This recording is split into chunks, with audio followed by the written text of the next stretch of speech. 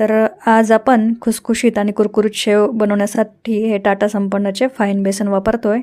हे विकतचे पीठ असेल कोणतेही ते वापरायचं आहे, त्याच्यामुळे शेव खूप खुसखुशीत बनते. त्याच्यासाठी आपण इथे 1 कप हे बेसन घेतलेले आहे. तुम्ही 1 वाटीचं